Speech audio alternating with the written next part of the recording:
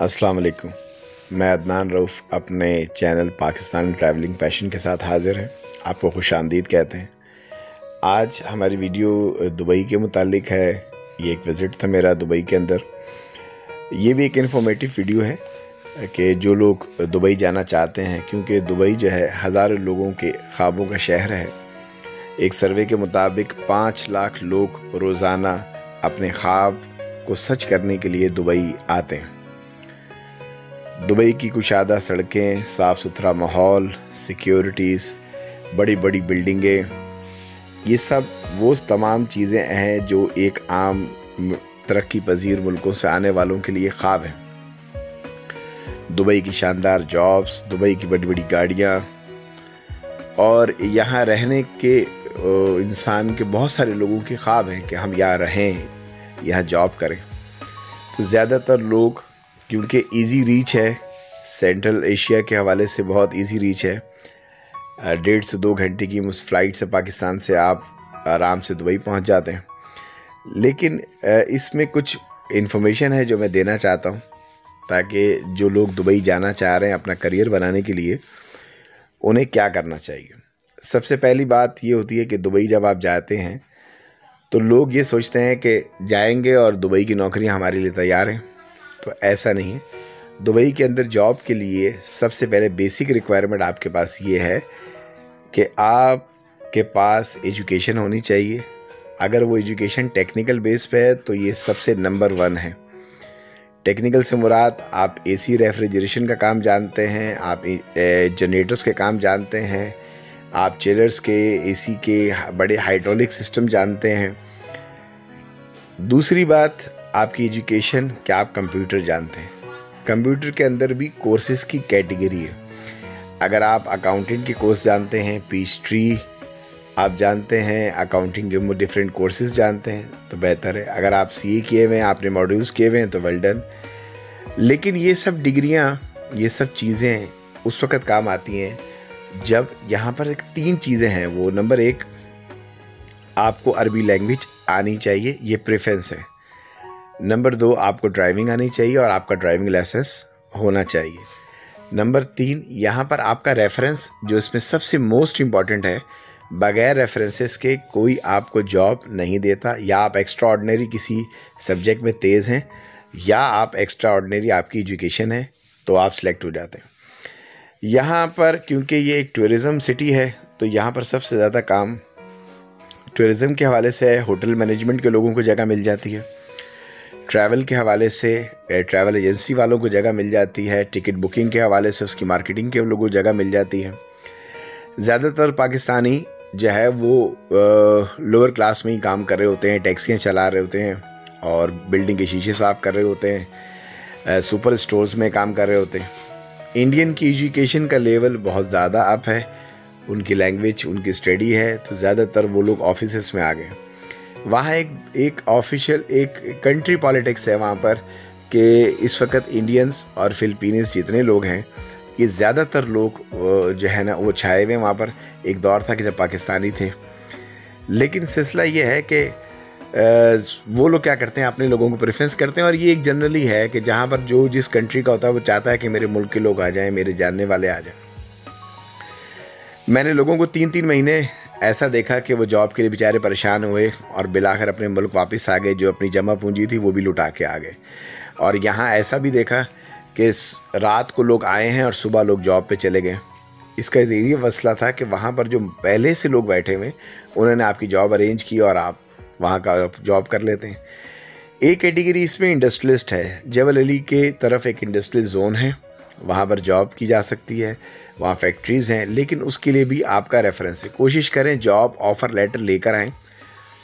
और कुछ यहाँ पर टिप्स हैं वो मैं बता रहा हूँ कि जब आप एयरपोर्ट से निकलें तो आपका रुख खालिद बिन वलीद रोड, मीना बाज़ार की तरफ होना चाहिए।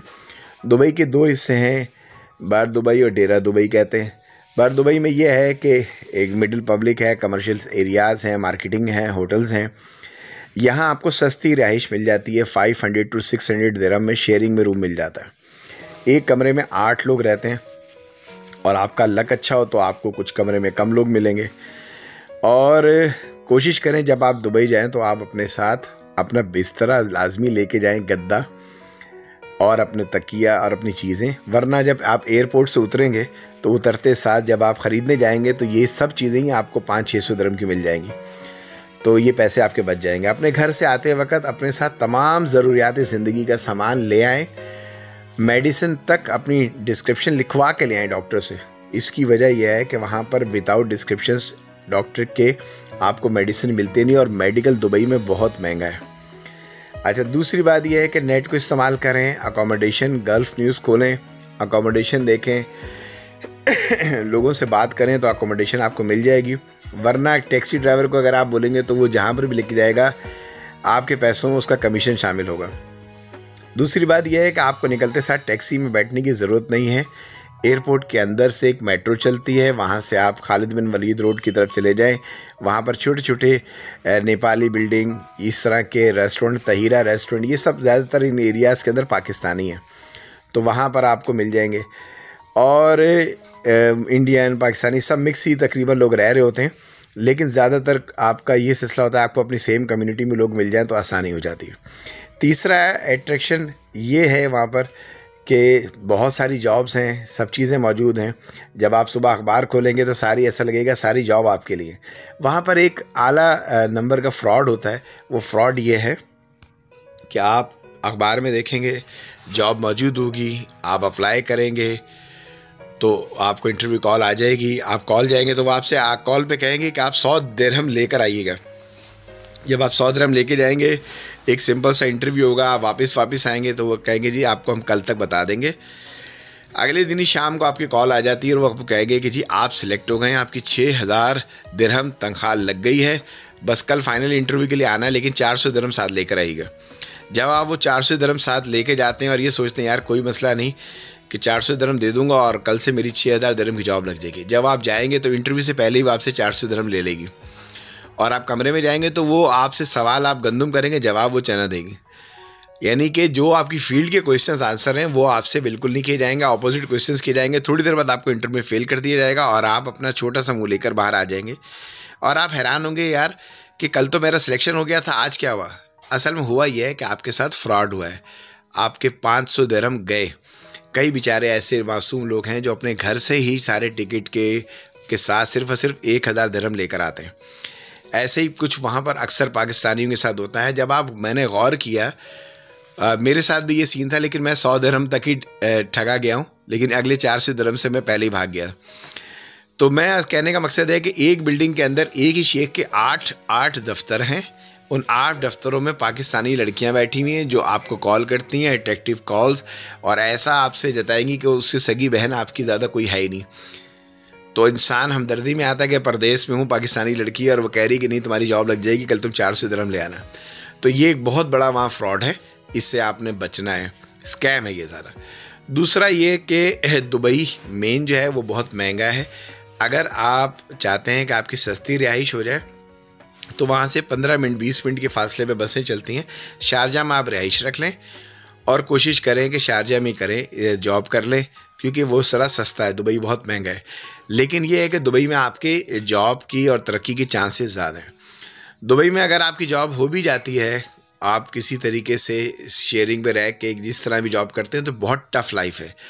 सुबह 5 बजे लोग उठते हैं, 6 बजे आपको रोड पे जब सूरज नज़र नहीं आ रहा होगा तब लोग आपको अपनी बसों में बैठते हुए, सोते हुए, जागते हुए मेट्रो में नज़र आएंगे, और शाम ढले लोग 6 से 7 बजे वापस आते हैं। अच्छा जी, तो ये मालूमात तो हो गई आपकी जॉब के हवाले से।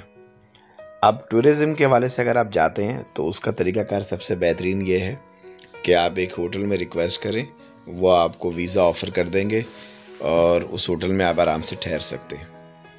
दूसरी बात यह है कि आप एक नॉल कार्ड वहाँ बनता है, NOL।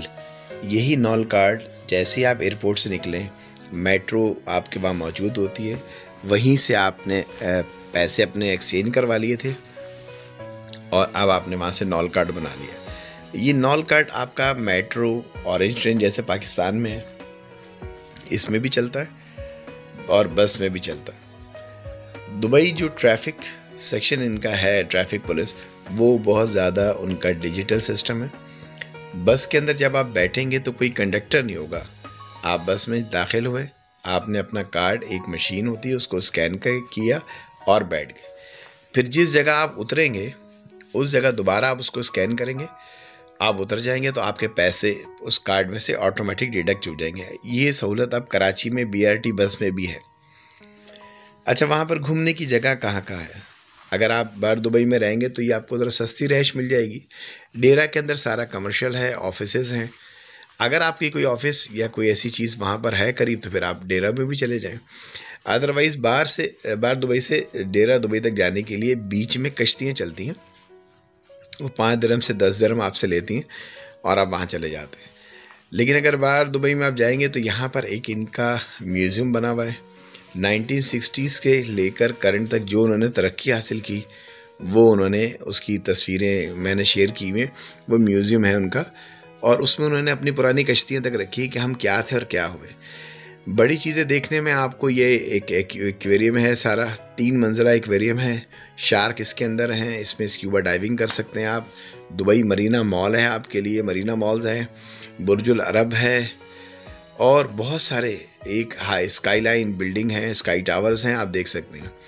फरवरी के अंदर एक इवेंट होता है, इसको ग्लोबल विलेज एग्जीबिशन कहते हैं। ये इनका पूरा साल का सबसे बड़ा इवेंट होता है। इसमें बहुत सारी जॉब निकलती हैं इवेंट मैनेजमेंट की तरफ से। ये जैसे हम गया था तो ये एक साउथ अफ्रीकन एक आया था बैंड, एक ग्रुप आया था, ये डांस कर रहा था और उन्होंने अपने करतब भी दिखाए। तो पूरी दुनिया से लोग अपने वहाँ पर स्टॉल लेकर आते हैं, अपने मुल्क को रिप्रेजेंट करते हैं।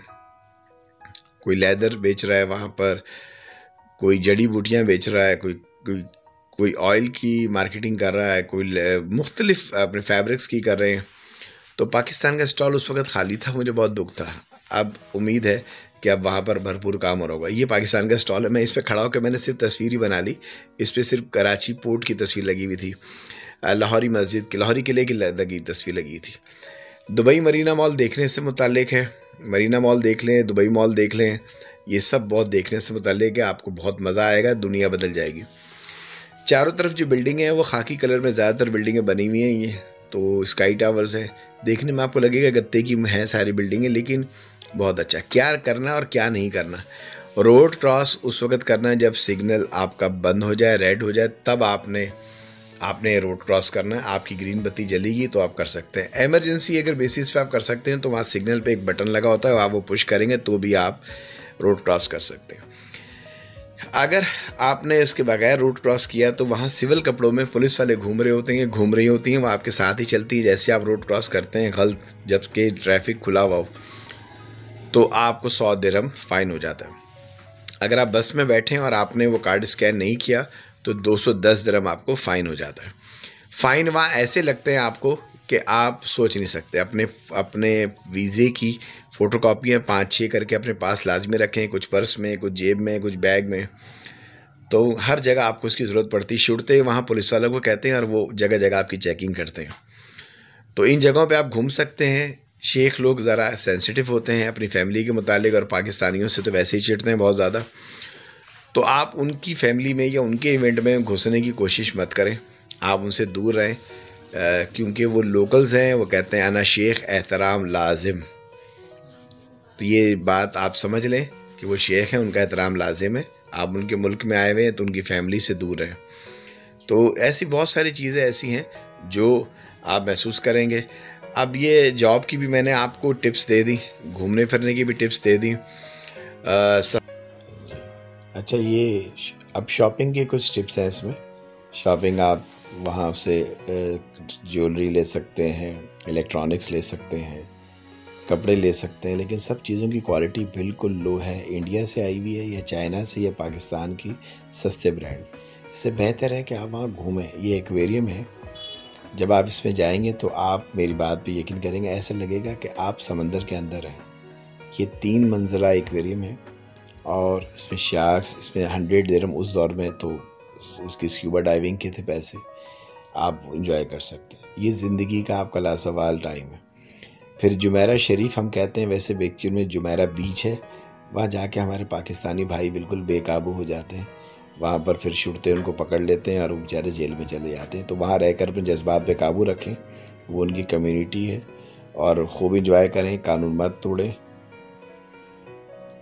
दुबई की नाइट लाइफ बहुत एट्रैक्टिव है। अपने आप को वहाँ जाकर आपका अपना पता चलता है कि आपका ईमान ताज़ा हो जाता है और सब कुछ ओपन है आपके सामने और आपको महसूस होता है कि आप वहाँ जाके ज़्यादा नमाज़ें पढ़ने लग जाते हैं, ज़्यादा अपने कल्चर को प्रमोट करते हैं, अपना मुल्क, अपनी बेगम, अपने घर वाले ज़्यादा याद आने शुरू हो जाते हैं। तो बेहतर यह है कि उनकी रौ में ना बहें, क्लब्सों में ना जाएं, क्योंकि वहाँ जाने के बाद आप अपने साथ बीमारियाँ लेकर वापस आते हैं।